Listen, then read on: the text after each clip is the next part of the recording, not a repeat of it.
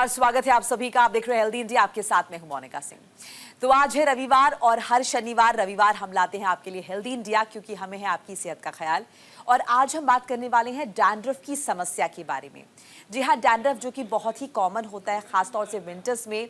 तो इसके रीज़न क्या है, क्यों होता है डैंड्रफ और क्या क्या स्टेजेस होते हैं, किस तरह से इसकी शुरुआत होती है, ऐसे तमाम वो सवाल हैं जिनके जवाब ढूंढने की कोशिश करेंगे। इसके अलावा सर्दियों के मौसम में त्वचा से जुड़ी या फिर बालों से जुड़ी और क्या प्रॉब्लम्स हो सकती हैं, इस पर भी हम बात करेंगे। हमारे साथ डॉक्टर्स का एक पैनल मौजूद है।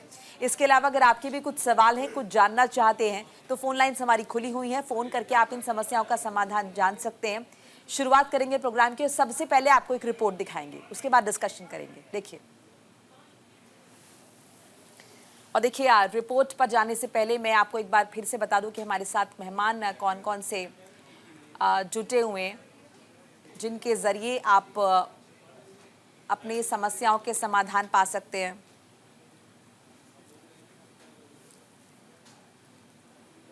तो चलिए शुरुआत कर लेते हैं डिस्कशन की, और आपको बताते हैं कि हमारे साथ स्टूडियो में कौन कौन मौजूद है। तारुफ करा देती हूँ और उसके बाद जो डिस्कशन की शुरुआत है वो कर लेते हैं। डॉक्टर विजय सिंघल हमारे साथ हैं, स्किन स्पेशलिस्ट है। डॉक्टर दिव्या जैन हमारे साथ जुड़ी हुई, वो भी स्किन स्पेशलिस्ट है। डॉक्टर अश्विनी कुमार सिंह भी हमारे साथ जुड़े हैं, प्लास्टिक सर्जन है। आप तीनों का बहुत बहुत स्वागत मैं करूंगी और शुरुआत डॉक्टर दिव्या से कर लेते हैं। डॉक्टर दिव्या, कितनी ज़्यादा कॉमन आप पाती हैं डैंड्रफ की समस्या को? मैम, डैंड्रफ जो है वो हर एज ग्रुप में देखी जाती है and it is very common in the Indian सब कॉन्टिनेंट। डैंड्रफ की समस्या विंटर्स में बढ़ जाती है, रेनी सीजन में बढ़ जाती है, but through out the year भी कई लोगों को डैंड्रफ रहती है।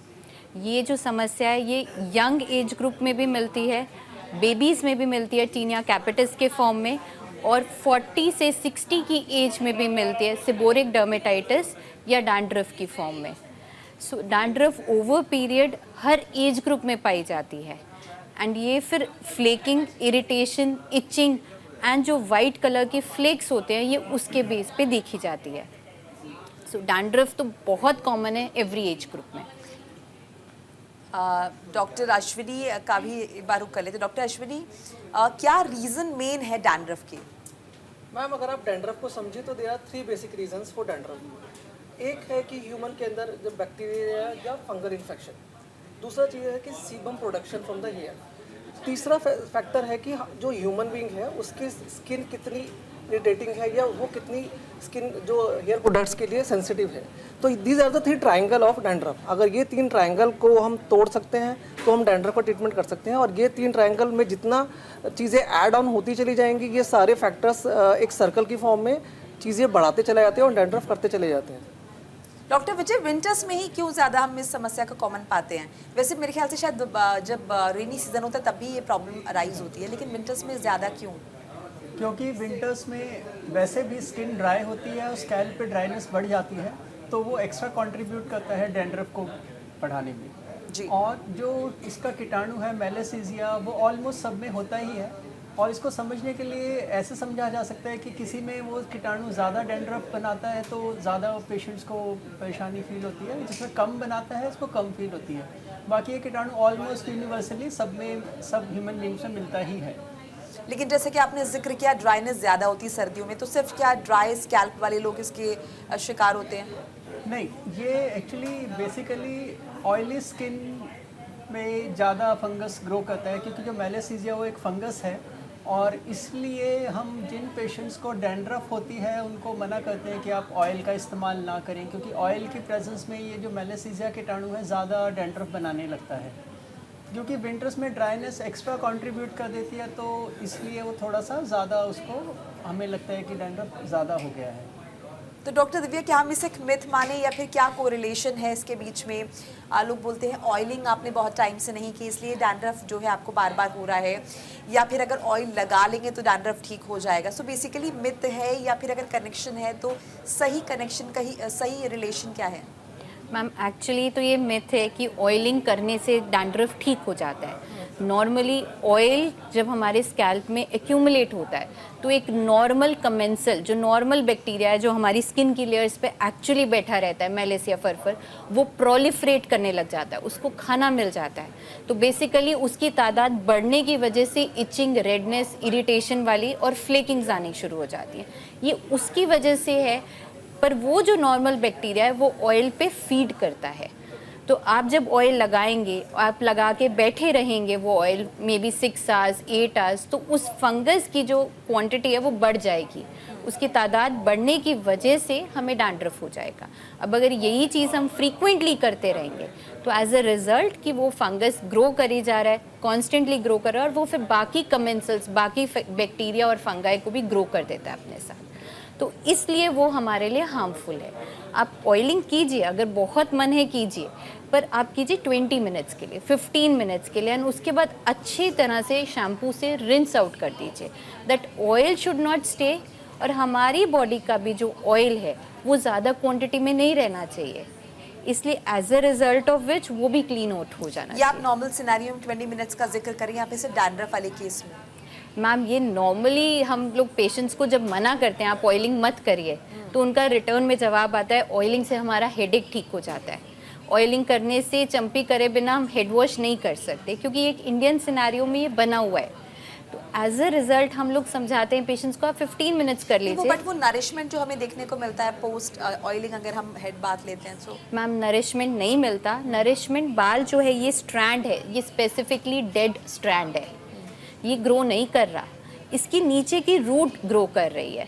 तो चंपी का जो फंडा निकला था वो निकला था कि आपके ब्लड वेसल्स वहाँ स्टिमुलेट होते हैं। जब आप फ्रिक्शन करते हैं वहाँ रेडनेस, इरिटेशन, इचिंग जो होती है उसमें ब्लड वेसल बढ़ जाती है। सेम वे जब आप चंपी ज़्यादा करेंगे तो उससे हेयर फॉल होता है। तो थोड़ी सी स्लाइट चंपी करिए, मसाज करिए, ब्लड वेसल्स इंक्रीज करिए, हेयर ग्रोथ अच्छी होगी।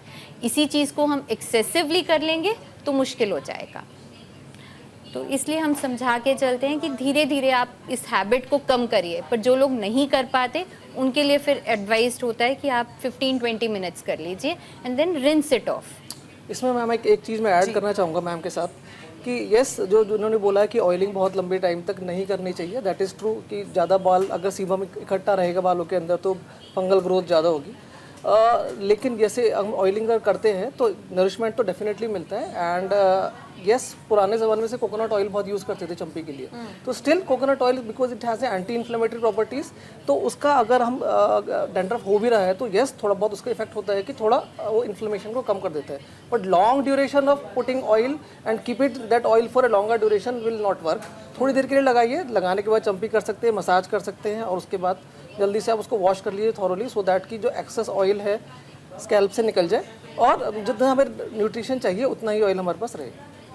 जी डॉक्टर विजय, स्टेजेस क्या होती हैं इसमें, अगर हम स्टेजेस की बात करें? क्योंकि कई दफ़ा होता है किसी को हल्की सी डैंड्रफ आ गया, हल्का हल्का सा रूसी दिख रहा है, कई बार लोगों के सिर में एक लेयर पूरी जमी होती है, मतलब बहुत ही देखने में अगली सा लगता है। सो क्या स्टेजेस होती हैं और कैसे ये अपने आप से बढ़ जाता है? एक्चुअली डैंड्रफ कुछ लोगों को तो इतना माइल्ड होता है कि उनको उससे कोई परेशानी जैसे खुजली या इरिटेशन या रेडनेस नहीं होती। कुछ तो माइल्ड डैंड्रफ होता है जिसके लिए वो एक शैम्पू हफ्ते में एक बार करें तो उनका काम चल जाता है। और कई बार क्या होता है कि पेशेंट को डेली शैम्पू करता है तब उसको उससे फ़ायदा मिलता है। अगर एक दिन के लिए भी वो स्किप करेगा तो उसको डैंड्रफ स्टार्ट हो जाता है in the form of itching, redness या irritation.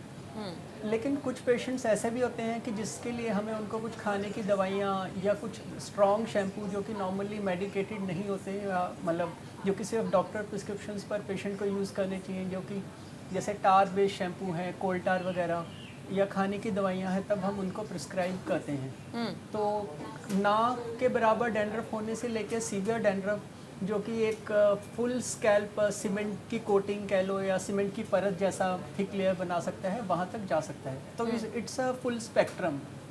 Okay doctor Divya, dandruff क्या सिर्फ आपकी बॉडी में ही किसी वजह से, इन्फेक्शन की वजह से डेवलप हो रहा है ये, या फिर ये दूसरों से भी आपको ट्रांसफ़र हो सकता है? अगर हम सेम कोम शेयर कर रहे हैं या सेम कुछ और टाल वगैरह शेयर करें, सो इज़ इट पॉसिबल कि दूसरे को भी फैल सकता है? मैम डैंड्रफ पर से बहुत सारे टाइप्स का होता है। एक होता है ड्राई डैंड्रफ जो विंटर सीजन में आता है, जो ड्राई स्कैल्प में होता है। Then is wet dandruff. Wet dandruff होता है वो अलग अलग तरीके से होता है, जैसे seborrheic dermatitis is a form of wet dandruff या सोरियासिस। ये एक से दूसरे को नहीं फैल सकता, बट अभी इसी के अंदर आता है फंगल डैंड्रफ, जो फंगल इन्फेक्शन या मेलेसिया फरफर की प्रोमोशन से होता है। वो प्रोलिफरेट इतना ज़्यादा कर जाता है and this dandruff can spread.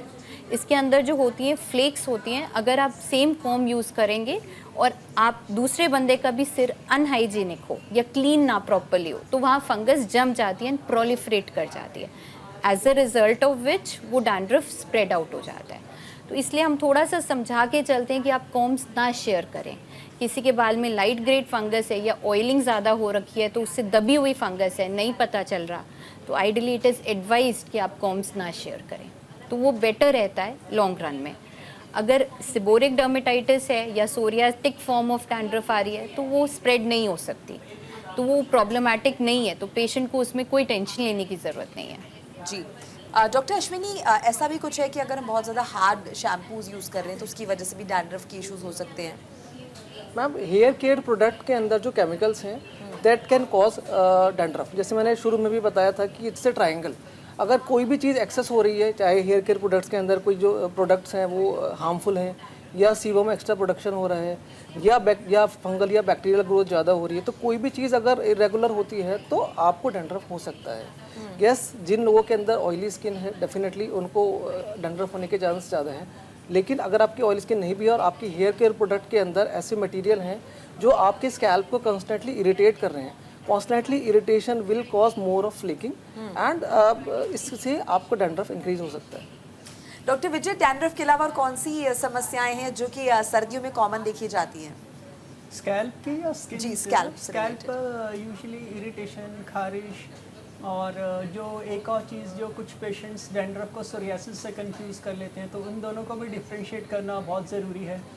और साथ में ही जो लोग तेल से मसाज या चम्पी करते हैं तो उनमें स्कैल्प फॉलिकुलाइटिस, यानी कि स्कैल्प में पीले रंग की पस की भरी बहुत सारी फुंसियों का होना, तो ये तीन चीज़ें। और साथ में जो डाई यूज़ करते हैं लोग, डाई से रिएक्शन जिनको होता है, जिसका डाई में जो कॉमन केमिकल्स हैं जैसे पीपीडी यानी पैराफिनाइलिन डाईअमीन, उससे इरिटेंट डर्मेटाइटिस। तो ये 4 या 5 कंडीशन ऐसी हैं जो कॉमनली हम लोग देखते हैं रूटीन ओपीडी प्रैक्टिस में। डॉक्टर दिव्या, अगर सर्दियों में हम हेयर केयर की बात करें, so what do you suggest, कैसे अपने बालों को स्वस्थ रखें, एकदम हेल्दी रखें और हर प्रॉब्लम से मतलब हम दूर रखें? मैम मेनली सर्दियों में आपको माइल्ड शैम्पू यूज़ करना चाहिए। Shampoo should not be harsh. Second चीज़ जो हम देखते हैं ओवर पीरियड, लोग शैम्पू बहुत फ्रीक्वेंटली यूज़ करते हैं, कई लोग जैसे वो समर्स में कर रहे हैं, और इतना फ्रीक्वेंटली हमारी बॉडी ऑयल नहीं बनाती विंटर्स में, हमारी बॉडी का मैकेनिज़्म ऑयल का कम हो जाता है। तो एज अ रिज़ल्ट सर्दियों में आप जो फ्रीक्वेंसी ऑफ वॉश है वो भी कम कर लीजिए, at least twice in a week, thrice in a week frequency पे आ जाइए, rather than washing it every single day. Then third चीज़ होती है जो शैम्पूज़ होते हैं, डैंड्रफ बेस्ड शैम्पूज़, उनकी भी फ्रीक्वेंसी 1 to 2 अ वीक रखिए या may be less. If you do not have a dandruff, it is advisable कि आप वो शैम्पूज़ ना यूज़ करें। फिर कई शैम्पूज़ के अंदर जिंक पायरेथोन होता है, कीटोकोनाजोल होता है, या ग्लाइकोलिक एसिड, सैलिसिलिक एसिड्स होते हैं जो डैंड्रफ को हटाने में कामयाब होते हैं। तो ये शैम्पूज़ आप यूज़ कर सकते हैं 1 to 2, तो वो ईजी रहता है आपके बालों पे। फिर डीप कंडीशनिंग ऑफ हेयर ज़रूर करिए। आपकी कंडीशनिंग कैसे होती है, आप कंडीशनर लीजिए 1 टीस्पून और वो बालों में लगाइए, उसको अच्छी तरह से रिंस ऑफ कर लीजिए। कभी भी कंडीशनर जड़ों में नहीं टच होना चाहिए, तो आपको डैंड्रफ नहीं होगी एंड आपके बाल भी मॉइस्चराइज नरिश्ड रहेंगे। Then after a wash serums लगा सकते हैं जिससे बाल फ्रिजी ना हो, विंटर की ड्राइनेस बालों पे ना आए। तो वो चीज़ें आपके बालों को इजी रखती हैं, लाइट वेट रखती हैं एंड फ्रिज फ्री रखती हैं विंटर्स में। डॉक्टर अश्विनी, क्या पोल्यूशन का भी नेगेटिव इफेक्ट होता है बालों पर, प्लस क्या उसकी वजह से भी डैंड्रफ इश्यूज हो सकते हैं? पॉल्यूशन का डेफिनेटली नेगेटिव इफेक्ट होता है हेयर ग्रोथ के ऊपर, क्योंकि पॉल्यूशन जब भी होगा तो डस्ट पार्टिकल्स इंक्रीज होंगे। अब डस्ट पार्टिकल इंक्रीज होंगे तो यस वो जाके स्टिक करेंगे हमारे बालों के रूट्स के अंदर। जब वो हेयर रूट्स में जाते हैं तो और बैक्टीरियल और ये फंगल इन्फेक्शन को इंक्रीज़ करते हैं। जैसे ही बैक्टीरियल और वायरल ये फंगल इन्फेक्शन हमारे इंक्रीज होते हैं तो इनका सेलुलर टर्नओवर बढ़ जाता है। ये इनका टर्नओवर बढ़ता है प्लस ये सेल्स की ग्रोथ को बढ़ा देते हैं। जितनी सेल्स की ग्रोथ बढ़ती जाएगी उतना ही चांसेस ऑफ फ्लेकिंग बढ़ती चली जाएगी। जब ये फ्लेकिंग एक ऐसे इतने लेवल में पहुंच जाएगी तो इट विल स्टार्ट इरिटेटिंग। तो जब आपको इरिटेट करना स्टार्ट करेगी तो आप उसको ज़्यादा खुजाना स्टार्ट करेंगे। तो जितना ज़्यादा आप उसे खुजाते जाएंगे उतना चांसेस है कि आप अपने हेयर रूट के अंदर इन्फेक्शन का सोर्स बढ़ा रहे हैं, क्योंकि जो कॉमल्सस बैक्टीरिया है वो कॉमल्सस बैक्टीरिया धीरे धीरे धीरे आपके स्कैल्प के अंदर घुसना स्टार्ट कर देंगे और वो आपको जैसे फॉलिकुलाइटिस या और इस तरह की चीज़ें बढ़ा सकते हैं। तो ये सारी चीज़ें डेफिनेटली पॉल्यूशन का एक बहुत मेजर रोल है डैंड्रफ करने के अंदर। जी डॉक्टर विजय, खाने पीने में भी कुछ हमें एहतियात बरतने की ज़रूरत है अच्छी हेयर के लिए, या फिर सर्दियों में अगर हेयर केयर का हम जिक्र कर रहे हैं तो? डैंड्रफ से जैसे आपने कहा तो इसमें एक बहुत इंपॉर्टेंट पॉइंट मैं पहले रेज करना चाहूँगा। कुछ पेशेंट्स इसके बचने के लिए, जैसे हेयर फॉल या इससे बचने के लिए बिस्लरी वाटर या खास तरह का आरओ पानी से ही सिर सर्द होते हैं। या बहुत सारे पेशेंट्स बोलते हैं कि जब मैं पुणे में था वहाँ पे बाल मेरे ठीक थे, दिल्ली आके ख़राब हो गए। तो ये बहुत इंपॉर्टेंट समझने की बात है कि चाहे आप हार्ड वाटर से बाल धोएं या सॉफ्ट वाटर से या बिस्लरी के पानी से या किसी भी तरह के ख़ास पानी से, उसका बालों की ग्रोथ पर या हेयर फॉल पर कोई भी इम्पैक्ट नहीं पड़ता। और ये साइंटिफिक स्टडी से प्रूव हो चुका है कि बाल धोने से सिर्फ जो थोड़ा बहुत इम्पैक्ट आता है वो बालों के टेक्सचर या रफनेस या स्मूथनेस पर आता है, and that is also very temporary. तो पेशेंट बिल्कुल भी इस पर पैसे अपने ख़राब ना करें, इतना मतलब बिस्लरी पानी से बाल धोने के लिए, या उससे कोई भी इम्पैक्ट नहीं आएगा। प्लस इन जनरल अच्छी स्कैल्प की केयर के लिए जो रूटीन सीजनल फल फ्रूट सब्जियां हैं या अच्छी जैसे बॉडी टेक केयर आप करते हैं वैसे आपको करनी है, लेकिन स्पेसिफिकली किसी पर्टिकुलर फूड आइटम खाने से डैंड्रफ कम हो जाएगा ऐसा बिल्कुल भी नहीं है। डॉक्टर दिव्या, जैसे कि डॉक्टर ने जिक्र किया कि एक्चुअली ये बहुत इंपॉर्टेंट पॉइंट है कि नॉर्मली लोगों को लगता है कि अगर हम आरओ वाटर यूज़ करेंगे, सो हेयर से जुड़े हुए ऐसे भी कुछ और मिथ अगर आप डिस्कस करना चाहें जो कि हमारे व्यूअर्स को ना पता हो या अवेयरनेस के लिए ज़रूरी हो।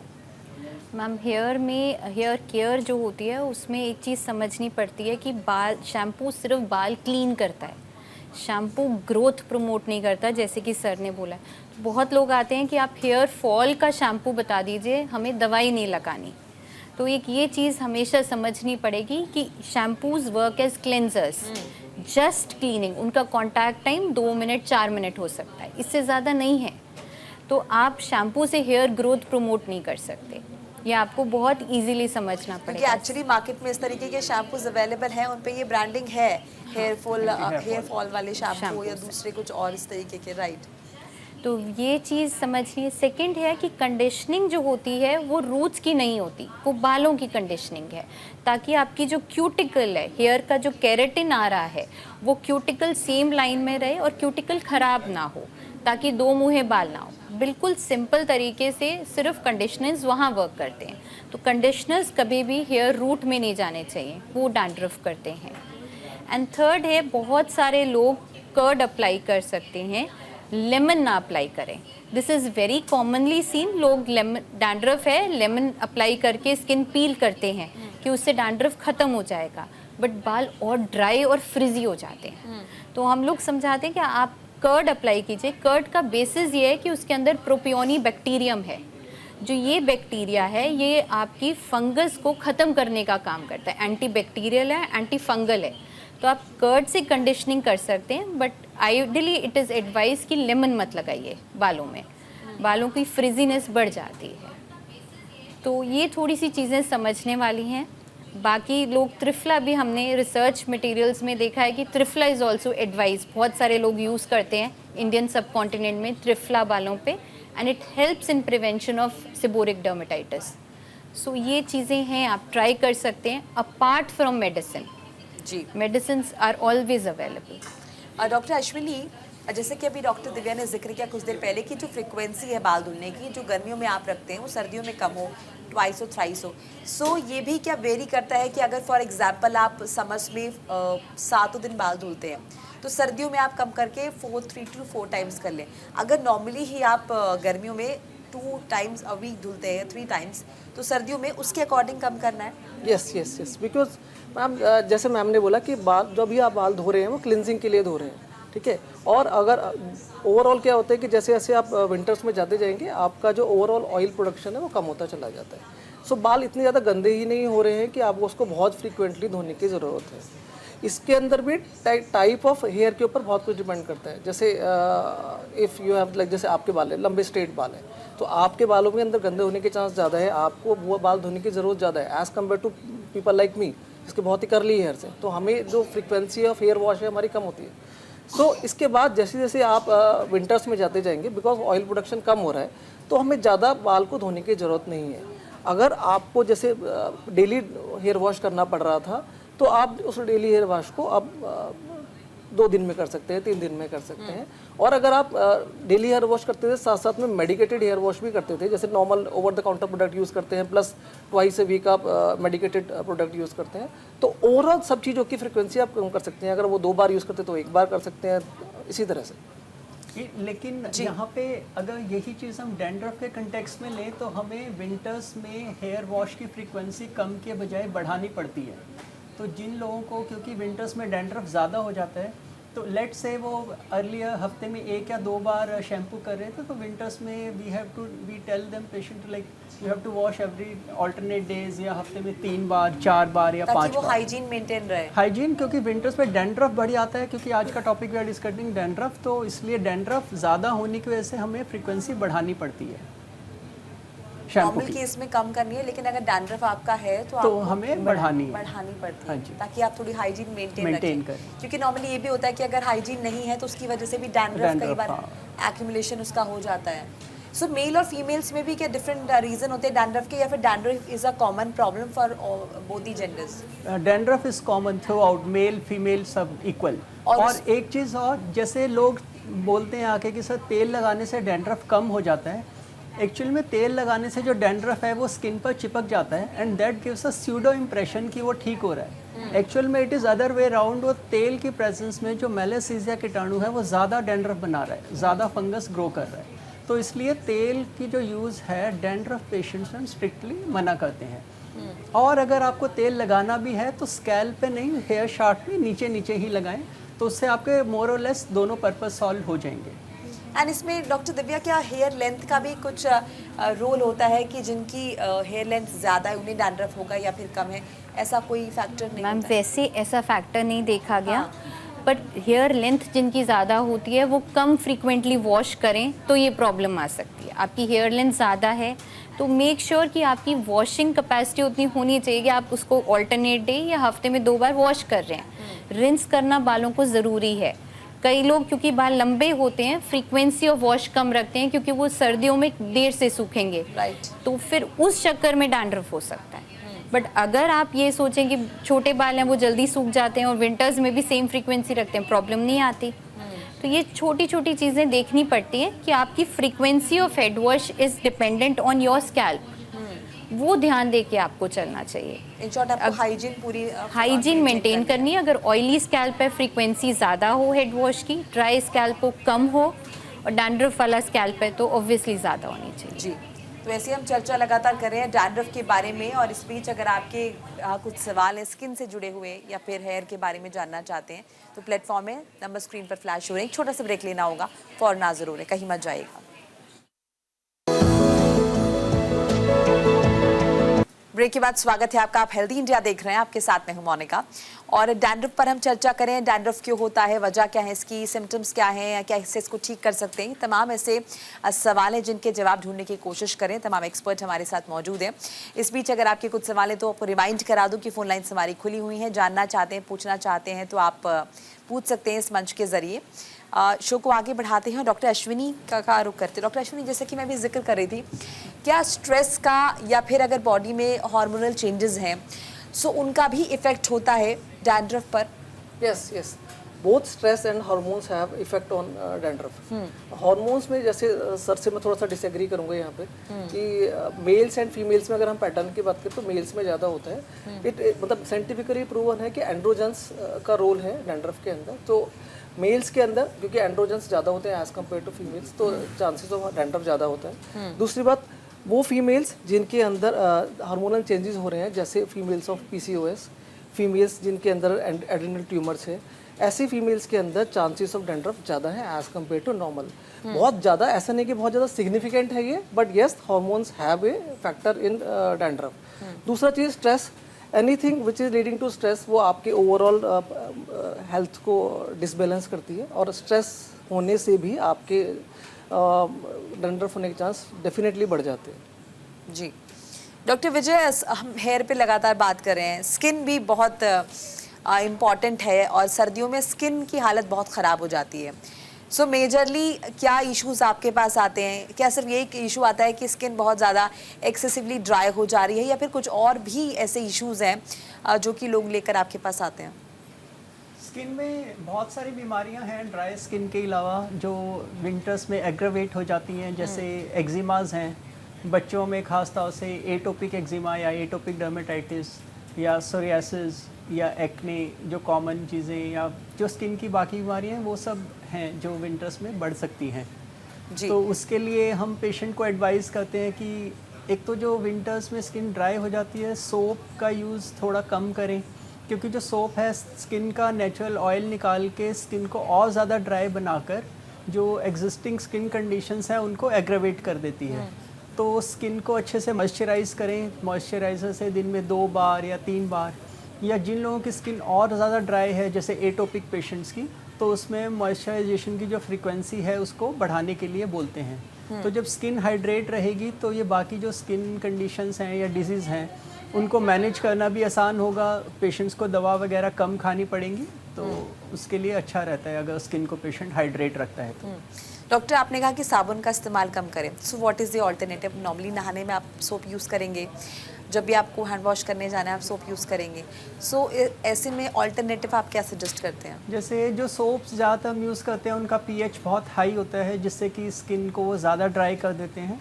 तो जो लो पीएच की सोप्स हैं या जो लो पीएच के बॉडी वॉश हैं उसको हम सजेस्ट करते हैं, खास पेशेंट्स उनके लिए जिनकी स्किन पहले से भी एक्सेसिवली ड्राई है। नॉर्मली जो नॉर्मल पेशेंट है जिनकी नॉर्मल ऑयली स्किन है या नॉर्मल स्किन है, उन पेशेंट्स को इस तरह के एक्सपेंसिव सोप्स या बॉडी वॉश करने की कोई आवश्यकता नहीं है। बस ये सिर्फ उन खास पेशेंट्स के लिए है जिनको स्किन की कोई डिजीज़ हो या जिनकी स्किन एक्सेस में ड्राई हो। जी डॉक्टर दिव्या, बच्चों का एक जिक्र रह गया था कि आपने जैसे जिक्र किया था कि डैंड्रफ बच्चों को भी होता है, सो मैं एक बार ये भी जानना चाह रही हूँ बीच में स्किन के कि बच्चों के केस में डैंड्रफ की क्या वजह होती है?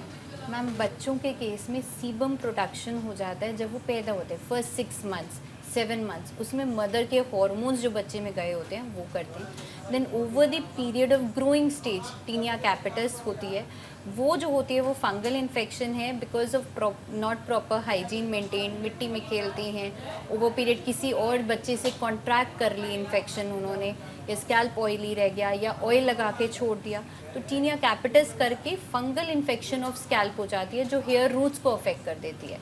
एज अ रिजल्ट वो हेयर रूट्स के वहाँ पर पैची ग्रोथ हो जाती है या कई बारी हेयर फॉल भी हो जाता है, तो वहाँ पर फिर फॉलिकल्स ग्रो करे हुए होते हैं और साथ में एडिशनल बैक्टीरियल इन्फेक्शन हो जाती है। तो that is commonly seen only in kids, tinea capitis करके, या क्रेडल कैप जो बच्चों को टोपी बहुत पहनाते हैं हम कि सर्दी है टोपी पहन के रखो, एंड टोपी को कभी वॉश नहीं करा, या ओवर पीरियड बच्चे स्वेट, क्योंकि बच्चों में मेटाबॉलिक रेट अच्छा हाई होता है, एज अ रिज़ल्ट स्वेटिंग ज़्यादा होती है, तो वो जो टोपी होती है वो स्वेटिंग जो होती है वो एब्जॉर्ब नहीं होने देती, और वहाँ से इवेपोरेट और एब्जॉर्प्शन नहीं होगी तो वहाँ पर इकट्ठी हो जाती है स्वेट, तो उस वजह से भी फंगल इन्फेक्शन बच्चों में देखी गई है। तो इसलिए क्रेडल कैप और टीनिया कैपिटस मतलब it's commonly seen in kids, तो इसको अवॉइड किया जा सकता है bye maintaining proper hygiene, and जो पीएच होता है सोप या बॉडी वॉश का वो 5.5 हो, तो बच्चों की स्किन जो होती है वो सेंसिटिव जो होती है वो उसको कोई चीज़ इरिटेट नहीं कर पाती, चाहे फिर वो सोप लेंगे या बॉडी वॉश यूज़ करिए आप। जी डॉक्टर अश्विनी, कई दफ़ा बालों में खुजली भी हम महसूस करते हैं, तो उसके पीछे भी रीज़न क्या डैंड्रफ ही है? डैंड्रफ भी एक रीज़न है, ऐसा नहीं कि खाली डैंड्रफ ही एक रीज़न है, तो डैंड्रफ भी एक रीज़न है, क्योंकि जब भी डैंड्रफ होता है सो फ्लेकिंग होती है, मतलब सेल का टर्नओवर बढ़ जाता है। जब भी सेल का टर्नओवर बढ़ता है तो सेल्स निकलना शुरू होते हैं, तो उसकी वजह से हमारे को इचिंग होना स्टार्ट हो जाता है, ठीक है। तो जब भी ये इचिंग होना स्टार्ट होगा तो हम जितना ज़्यादा खुजाएंगे उतना ज़्यादा स्किन हमारी और ड्राई होगी, और हम उसको मतलब वो साइकिल और बढ़ता चला जाएगा, तो जितना बार ज़्यादा डैंड्रफ होगा उतना ज़्यादा हमको और इचिंग होगी। पहले ये इचिंग होती है, फिर फ्लेकिंग होती है, फिर ये रेडनेस में कन्वर्ट हो जाती है, फिर रेडनेस से होने के बाद अगर ये कंटिन्यू करते रहते हैं, हम इसका कोई ट्रीटमेंट नहीं लेते हैं, तो ये बैक्टीरियल इन्फेक्शन में कन्वर्ट हो जाती है, फिर ये थिक स्कैल्प में कन्वर्ट हो सकती है। तो ये प्रॉपर साइकिल की तरह चलती रहती है। तो इस साइकिल को ब्रेक करना होता है, इसलिए इचिंग तो definitely is a part of dandruff. और ऐसा नहीं है कि खाली डेंड्रफ के अंदर है, जो और स्किन कंडीशन है जैसे एटोपिक डर्मेटाइटिस, सीबोरिक डर्मेटोसिस, इन सब के अंदर भी इचिंग होती है। Itching is a common symptom of many diseases, but dandruff के अंदर डेफिनेटली इचिंग होती है। डॉक्टर विजय, जैसे हम इचिंग का जिक्र करें, कई दफ़ा जैसे डॉक्टर दिव्या ने भी कहा कि कैप लगाते हैं, उनके कपड़े या शॉल स्टोल वगैरह हम यूज़ करते हैं विंटर्स में, उसकी वजह से भी कई बार देखा जाता है कि इचिंग हो रही है, और कई बार डैंड्रफ भी हो जाता है। आई डोंट नो कि वो मिथ है या फिर ऐसा होता है, इज़ इट? नहीं, क्वेश्चन क्या कि टोपी लगाने से डैंड्रफ होता है या नहीं? हाँ, मतलब एक कॉलर हमारे से जुड़े, पहले उनका सवाल ले लेते हैं। आनंद जुड़े हमारे साथ कानपुर से। आनंद जी, बहुत बहुत स्वागत है आपका, सवाल पूछिए। हाँ मैम, मैं नागपुर से बोल रहा हूँ। जी आनंद जी, माफ कीजिएगा, नागपुर से बात कर रहे हैं। जी हाँ मैम, मैं 40 ईयर्स ओल्ड 8 ईयर्स ओल्ड हूँ मैम। एक्चुअली ना मैं बचपन से ही ऑयल यूज करता हूँ हेड पे, 2 या 3 बूंद ज्यादा नहीं यूज करता हूँ, क्योंकि यूज नहीं करता हूँ तो मुझे हेडेक होने लगता है। बट अभी रिसेंटली मेरी आईज के चारों तरफ कुछ स्किन, आईलिड में और आईज के नीचे कुछ स्किन निकलती है, तो डॉक्टर को दिखाया था, तो उन्होंने बोला कि आप डेंड्रफ की प्रॉब्लम है, उसके कारण स्किन प्रॉब्लम हो रही है। उन्होंने कुछ क्रीम वगैरह भी दिया है, ऑइंटमेंट वगैरह, बट उससे फायदा नहीं हो पा रहा है। तो क्या रीजन हो सकते हैं? और शैम्पू में बहुत कम यूज करता हूँ, 2.5 और 4 बार महीने में।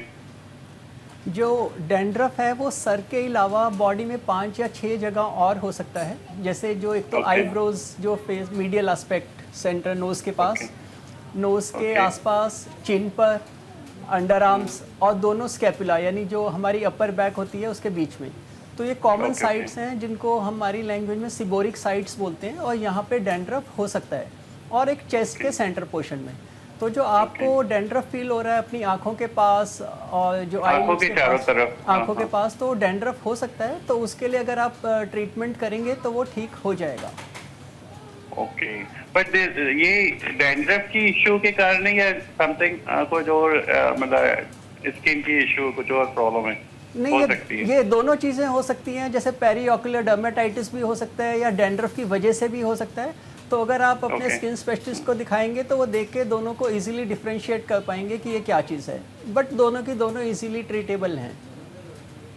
मेरा क्वेश्चन ये था कि हेड के जो मेरा डेंड्रफ है उससे आईज पे असर पड़ता है क्या? आईज के चारों तरफ जो स्किन मेरा हो रहा है? नहीं, उसका उससे कोई लिंक नहीं है कि अगर आपको उससे हेडेक हो रहा है तो आप तेल लगा के, अगर आपको उसको बेटर फील हो रहा है तो you can continue using hair oil. उसमें ऐसी कोई बात नहीं है।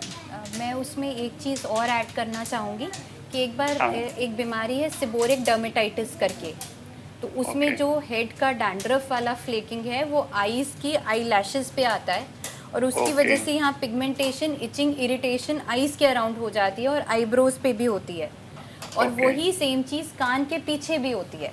Right ma'am. तो ये चीज़ें अगर ये सिम्टम्स हैं और सिबोरिक डर्मेटाइटिस है तो it should not be treated as plain dandruff. इसमें कॉर्टिकोस्टेरॉइड्स का भी यूज़ किया जाता है ताकि यहाँ पर इचिंग, इरिटेशन, रेडनेस या इन्फ्लेमेशन सारी प्रिवेंट की जाए, आपको इरिटेशन बंद की जाए।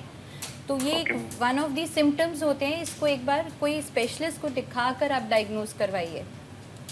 ये कॉमन साइट्स हैं, इन पे एक बार जोर लगाना ज़रूरी है। Okay, fine ma'am. हम उम्मीद करते हैं कि आपको आपके सवाल का जवाब मिल गया हो। Thank you. जी डॉक्टर अश्विनी, अब जैसे हम अभी डॉक्टर ने जिक्र किया कि बहुत सारी जगह और भी डैंड्रफ होते हैं, सो बाकी शरीर के जिन जगहों पे डैंड्रफ का जिक्र हो रहा है, सो वो शुरुआत सिर से ही होती है, उसकी वजह से होते हैं, या फिर उनके रीज़न क्या होते हैं? मैम देखिए, बहुत सारी चीज़ जगह पे जैसे सर ने बोला डेंड्रफ हो सकता है, और जैसे मैम ने भी एक चीज़ सिबोरिक डर्मेटाइटिस का भी जिक्र किया। तो अगर प्लेन लैंग्वेज में मैं समझाऊँ कि तो ये बोला जाता है कि seborrhoeic dermatitis is a severe form of dandruff, ठीक है, जिसके बारे में मैंने एक बार पूछा आपसे बीच में कि स्टेटस क्या क्या है। जी, तो डैंड्रफ जब स्टार्ट होता है स्कैल्प के साथ स्टार्ट होता है, और ये इनिशियल स्टेज है। और सिबोरिक डर्मेटाइटिस एक मोर सिस्टमिक चीज़ है जो स्कैल्प में भी होती है, बॉडी के और पार्ट्स में भी हो सकती है, आईब्रोज में भी हो सकती है, बियर्ड में हो सकती है, और बालों में हो सकती है। तो दोनों एक ही डिसीज़ के डिफरेंट स्टेजेस हैं और ये इसकी वजह से मतलब प्रोग्रेस बढ़ रहा है। तो अगर प्रोग्रेस बढ़ रहा है तो फिर देन अगर सिवियरिटी आपकी बढ़ रही है तो ट्रीटमेंट प्लान जो है थोड़ा सा चेंज हो जाता है।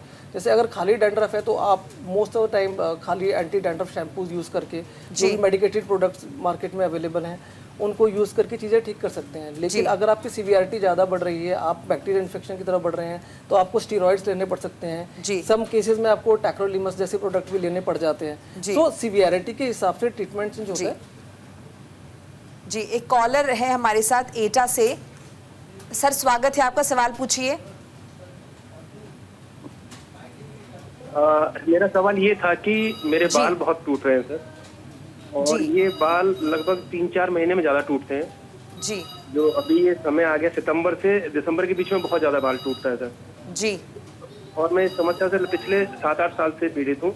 मैंने कई डॉक्टरों को दिखाया लेकिन मुझे सही इलाज नहीं मिल पाया। ये मैं आपका कार्यक्रम मौसम में देख रहा हूँ तो मैंने कहा मैं बात अपना सवाल पूछूं, इसलिए मैंने पूछा कि सर इसका क्या इलाज है। जी डॉक्टर दिव्या। हाँ जी सर, ये जो डैंड्रफ की फ्लेकिंग है ये कितना है? ये फ्लेक्स चिपके हुए हैं या बारीक से फ्लेक्स हैं कि निकल जाते हैं? अमित जी आप सुन पा रहे हैं आवाज?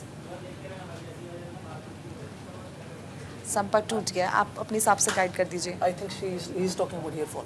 हेयर फॉल विद डैंड्रफ के साथ ना, बिना इसके तो मैं उसके डॉक्टर आप बताइए।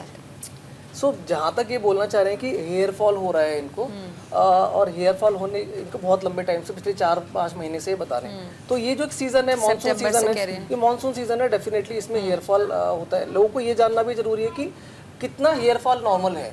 हमें मतलब कुछ लोगों को 4 बाल भी गिरते हैं तो लगता है हाय मेरे को बहुत ज्यादा हेयर फॉल हो रहा है, और कुछ लोगों को मतलब 50 to 100 हेयर्स अगर गिर रहे हैं तो इट्स नॉर्मल, ये नॉर्मल चीज़ है।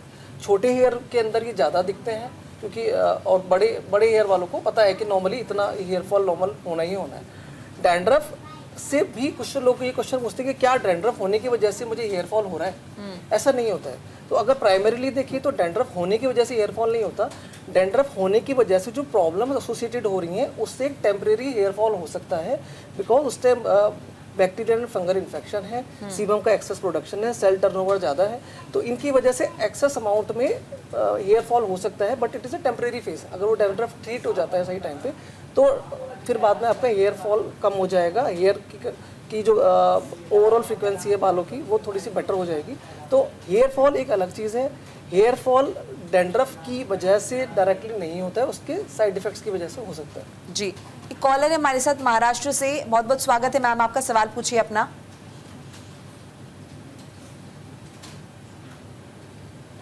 सवाल पूछिए अपना मैम। जी, क्या जानना चाहती हैं आप? मेरा थायराइड थोड़ा बढ़ गया है, तो उसकी वजह से डैंड्रफ और हेयर फॉल होगा। और की वजह से होगा क्या?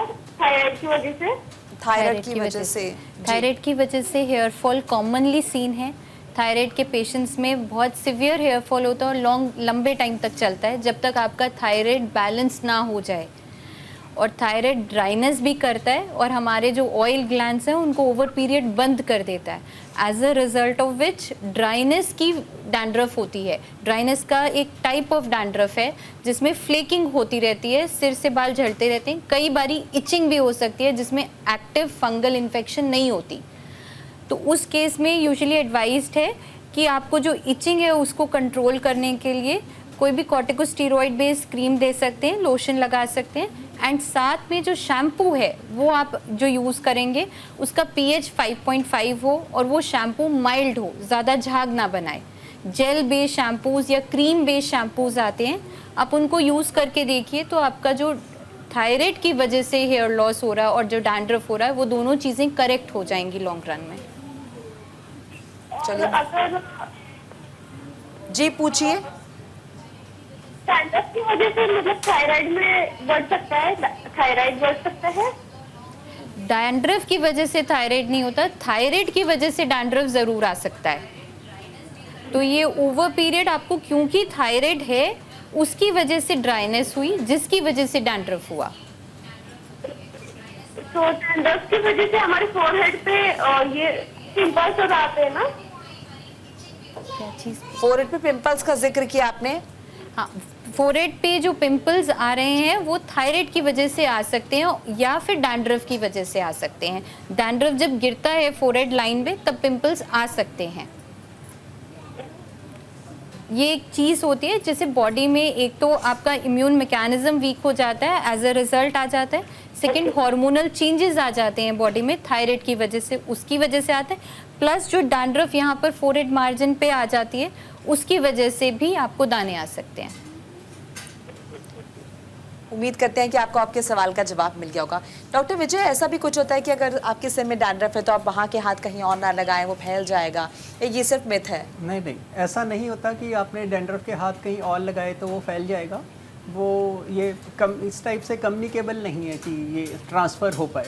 डैंड्रफ अपनी प्लेस पर ही रहता है जी। जो इसकी स्पेसिफिक साइट्स हैं, जैसे 6 या 7 साइट्स मैंने पहले भी मेंशन करी थी, स्कैल्प, आईब्रोज, नेजोलेबियल फोल्ड्स, कान के पीछे का area, centre of chest and दोनों स्कैपुला के बीच, जो सिबोरिक साइट्स हैं और डैंड्रफ सिर्फ यहीं पर ही होता है, इसके अलावा कहीं और नहीं होता। जी, लेकिन सबसे कॉमन इनमें सिर का डैंड्रफ है। उसके सबसे बाद कॉमन अगर सर का डैंड्रफ है। उसके अलावा अगर कहीं हो रहा है तो वो सिर के डैंड्रफ को ट्रीट हम नहीं कर रहे हैं, इस वजह से वो फैल रहा है। नहीं नहीं, वो ऐसा नहीं है कि हमने सर का डैंड्रफ ट्रीट नहीं किया तो बाकी बॉडी साइड्स पर आ गया। अगर डैंड्रफ को बाकी बॉडी साइड्स पर आना है तो आएगा ही। अगर सिर्फ हम सर का ट्रीटमेंट करेंगे और बाकी साइड्स का नहीं करेंगे तो बाकी साइड से डैंड्रफ नहीं जाएगा, इसलिए हमें इकट्ठा ट्रीटमेंट करना है।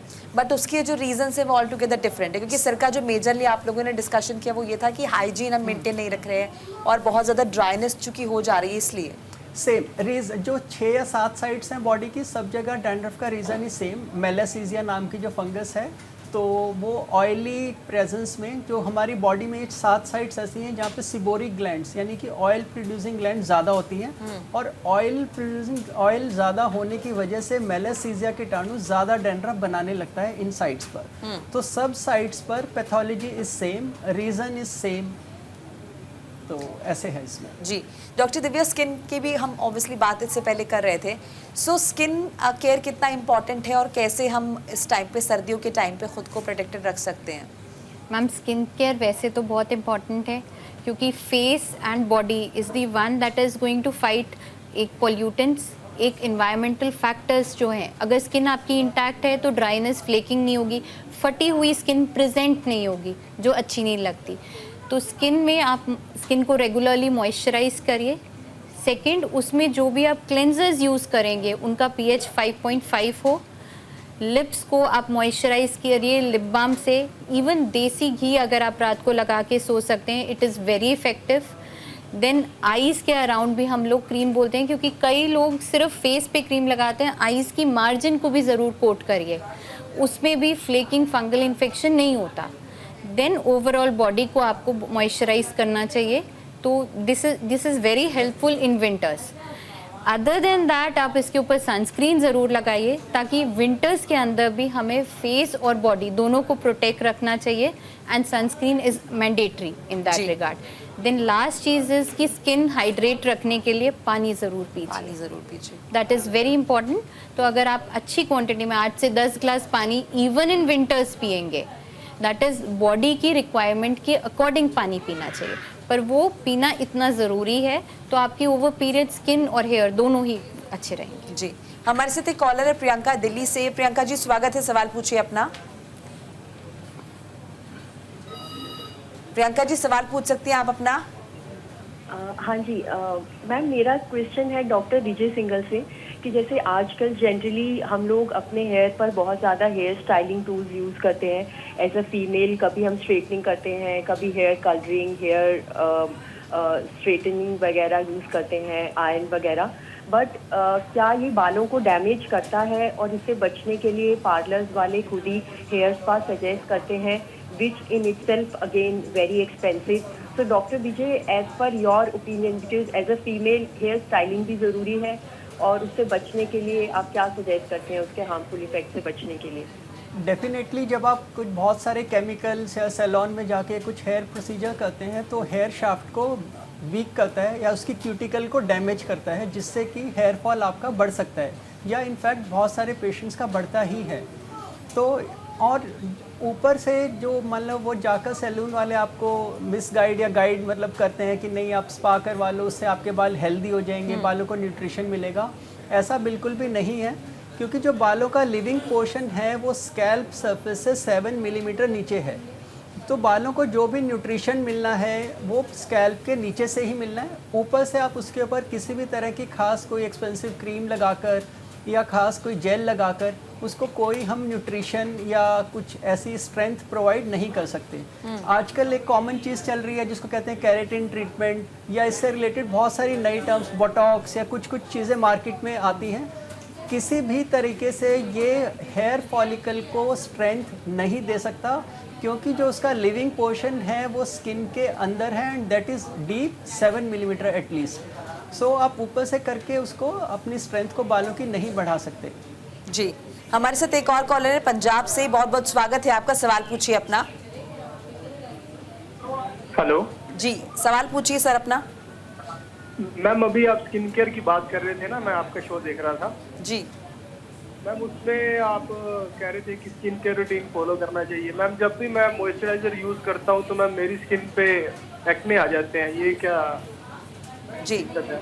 डॉक्टर अश्विनी सर आप सुन रहे हैं? एक बार सर टीवी सेट का वॉल्यूम बंद कर दीजिए, फिर आप आराम से सुन पाएंगे। हाँ जी, कर दी मैम वॉइस। जी जी डॉक्टर अश्विनी। तो डेफिनेटली मैम मेरी ऑयली स्किन है जी, और जब भी मैम मैं मॉइस्चराइजर और सनस्क्रीन वगैरह यूज करता हूँ ना तो मेरे फेस पे एक्ने आ जाते हैं। जी हाँ जी, तो वो क्यों आते हैं? क्योंकि सब कह रहे हैं आजकल की स्किन केयर रूटीन मतलब बहुत जरूरी है, आपने भी अभी यही बात की थी। जैसे सर ने बताया कि इनकी ऑयली स्किन है, तो देखो ऑयली स्किन होते ही आप जो मॉइस्चराइज़र है या सनस्क्रीन है आपको इसी तरह से यूज़ करना है जो आपकी स्किन को सूट करे। There is no fix formula for it, कि ऐसा कोई फार्मूला नहीं है कि भाई एक ड्राई स्किन वाले को ये प्रोडक्ट ही यूज़ करना है या एक ऑयली स्किन वाले को ये पर्टिकुलर प्रोडक्ट ही यूज़ करना है। So different kind of products are available in market. जैसे कुछ है जो वाटर बेस्ड होते हैं, सनस्क्रीन है जो कुछ ऑयल बेस्ड होते हैं, वाटर बेस्ड होते हैं। अगर आपको लगता है कि आपकी ऑयल बेस्ड सनस्क्रीन होने से आपको चांसेस ऑफ एक्ने ज़्यादा हो रहे हैं तो आपको वो प्रोडक्ट चेंज करना पड़ेगा और आपको वाटर बेस्ड प्रोडक्ट पे आना पड़ेगा, सो दैट कि वो प्रोडक्ट ज़्यादा टाइम तक आपके चेहरे पे स्टिक ना करे। ज़्यादा स्टिक नहीं करेगा तो आराम से आपके जो पोर्स हैं वो ज़्यादा ब्लॉक नहीं होगी, क्लॉगिंग नहीं होगी और आपके एक्ने जो है वो कम होंगे। तो आपको जो प्रोडक्ट है वो अकॉर्डिंग टू आपकी स्किन चेंज करना पड़ेगा। You can not use a universal product for one skin. Every skin has a different demand और हर स्किन डिमांड के हिसाब से हमें प्रोडक्ट को हिट एंड ट्रायल बेसिस पे चेंज करना पड़ेगा। बिल्कुल। डॉक्टर दिव्या इसमें कुछ ऐड ऑन करना चाहती हैं? मैम इसमें 2-3 चीज़ें हैं। अगर आपकी स्किन ऑयली है तो आप क्लेंजर जो यूज़ करेंगे वो सैलिसिलिक एसिड बेस्ड या ग्लाइकोलिक एसिड बेस्ड यूज़ करिए, तो दानों की टेंडेंसी कम हो जाएगी। सेकेंड चीज़, जो मॉइस्चराइज़र यूज़ करना चाहते हैं वो जेल बेस्ड करिए, मॉइस्चराइज़र क्रीम बेस्ड मत जाइए, जेल बेस्ड पे जाइए एंड वाटर बेस्ड या एक्वा बेस्ड सनस्क्रीन्स यूज़ करिए, तो वो पीरियड आपकी स्किन नॉर्मल पे आ जाएगी। या फिर इवन मैट बेस्ड सनस्क्रीन्स कर सकते हैं जो एक्चुअली ऑयल को पी लेती हैं, तो अगर वो सनस्क्रीन्स यूज़ करना चाहेंगे तो वो ऐड कर सकते हैं। देन थर्ड चीज़ है, रात को रेटिनॉल बेस्ड या ट्रेटिनोइन बेस्ड क्रीम्स यूज़ कर सकते हैं जिससे ये दाने ना आए, एंड दैट टू फ्रीक्वेंसी इसकी कम रखिए क्योंकि विंटर्स है। फ्रीक्वेंसी इसकी 1 a week to 2 a week से शुरू करिए, ग्रेजुअली उसको बिल्डअप करिए, तो दाने नहीं आएंगे इसमें आपको। चलिए, हम उम्मीद करते हैं कि आपको आपके सवाल का जवाब मिल गया होगा और आप सभी मेहमानों का भी हमारे साथ जुड़ने के लिए बहुत बहुत शुक्रिया, हमारे दर्शकों को अपनी कीमती राय देने के लिए। तो आपको बताया कि डैंड्रफ क्यों होता है, कैसे इससे बच सकते हैं, इसके साथ साथ स्किन का ख्याल रखना भी बहुत ज़रूरी हो जाता है सर्दियों के मौसम में। तो इसी के साथ आज के शो में फ़िलहाल इतना ही। फिर मुलाकात होगी अगले हफ्ते एक नई समस्या के साथ, निश्चित तौर पर समाधान भी लाएंगे। तब तक के लिए दीजिए इजाज़त। आप देखते रहिए न्यूज़ इंडिया। नमस्कार। लाडकी बही